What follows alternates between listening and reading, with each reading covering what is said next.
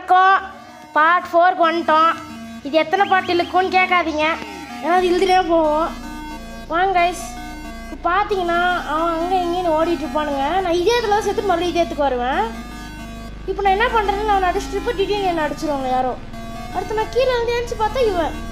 அடுத்து அவனை போய் ரிவெஞ்ச் வாங்கலாம். அப்படி கிட்ட போவான், அவன் அப்படியே அந்த சந்தில் தூண்டுட்டான். அடுத்து ஹையஸ்ட் பாயிண்ட்டு அவனுக்கு அங்கே சண்டை. அதுக்குள்ளே இவன் நடுவில் வந்துட்டான்.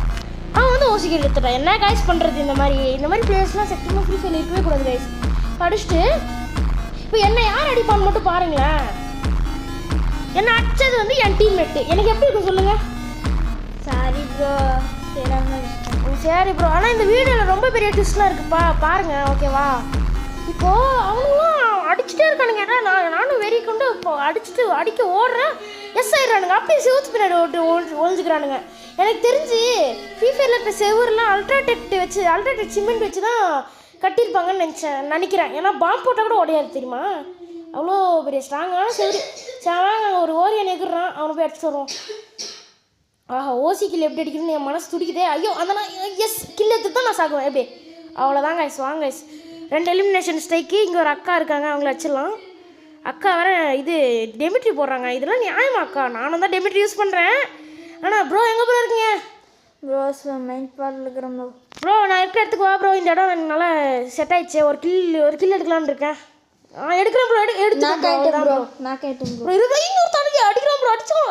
ஐயோ நீனாக்கா ப்ரோ? ஆமாம் ப்ரோ. நீ என்ன ப்ரோ டெமிட்ரி வச்சிருக்க?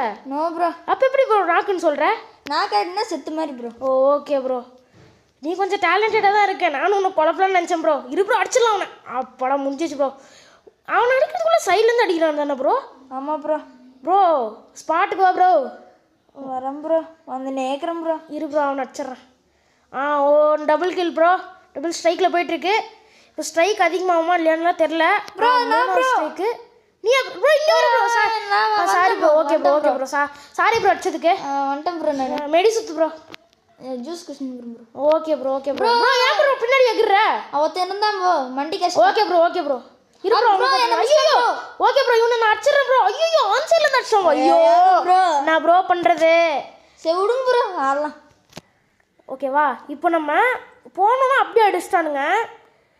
மறுபடியும் ஒரு இடத்துல இறங்குறோம், அந்த வீட்டுக்கு பின்னாடி இறங்குறோம். இப்போ நம்ம உள்ளே போனோடனே பார்த்தேன்னா ஒருத்தருக்கான் அவன் இதாகிடுச்சு. ஓகே அவனை வச்சுக்கில் எடுத்துட்டானுங்க.